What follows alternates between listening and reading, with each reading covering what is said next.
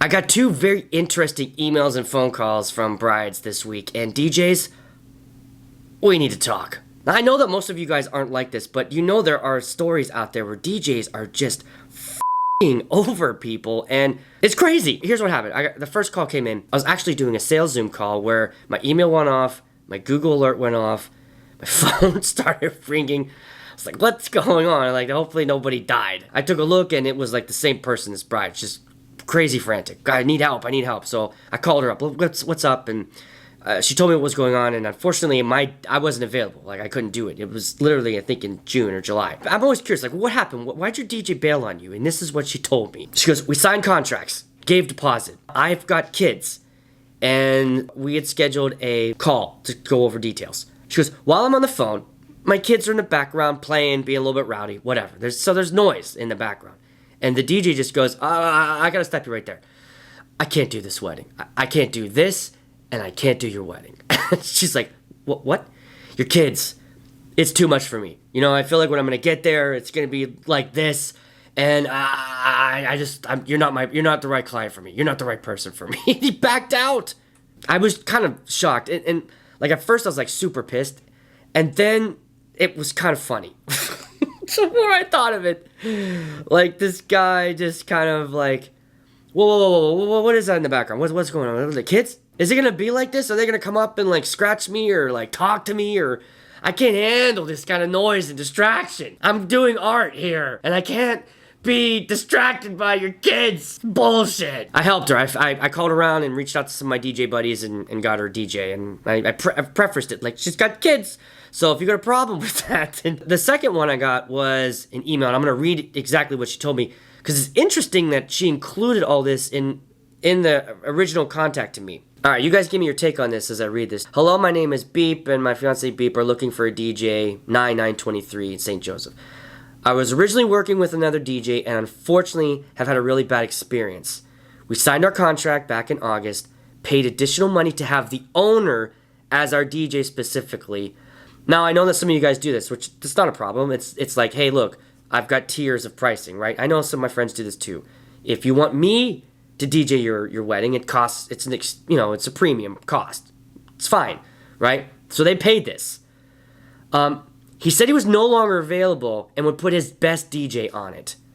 I never heard back from him and followed up multiple times to confirm. And finally, my fiance got a hold of him and he said his best DJ is no longer available, but he would, quotes, find someone. It's like the last thing you want to hear, right? Your DJ's like, yeah, well, I'm out. My best DJ's out. I'll get you somebody. I'm sure there's somebody out there that'll do this. At this point, I would feel comfortable looking elsewhere. A coworker of mine, anyways. So I guess I'm not a multi-op, and I don't understand how this works. But what I assume is that if you're a multi-op, you have multiple DJs. I know that some of you wait until you get closer to the date to assign DJs. But my question is, if that client specifically booked you, right, to do their wedding, I mean, aren't you saying yes to that? Did you commit to doing that? Or did Jay-Z call and it's like, hey, I got a wedding coming up, and you're like, oh, hell yeah. And you're like, dump her ass to go do Jay-Z's.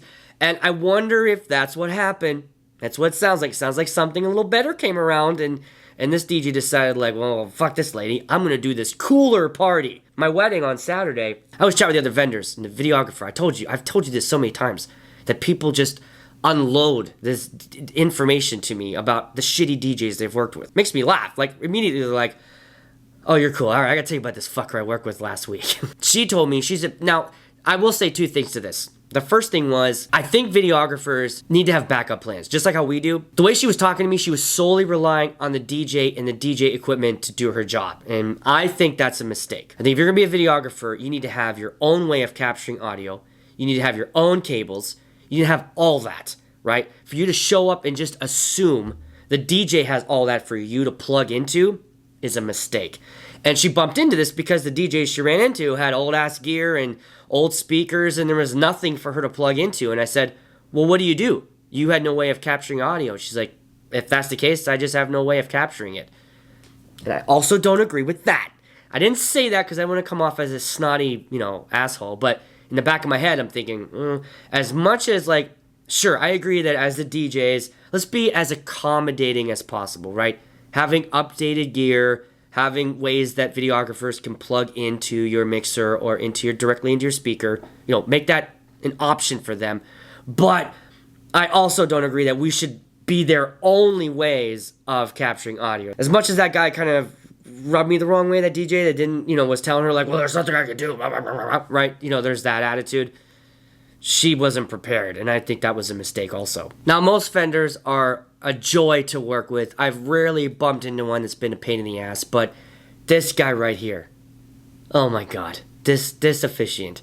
If you haven't already seen that video, you got to watch this video and tell me what you think. Oh god.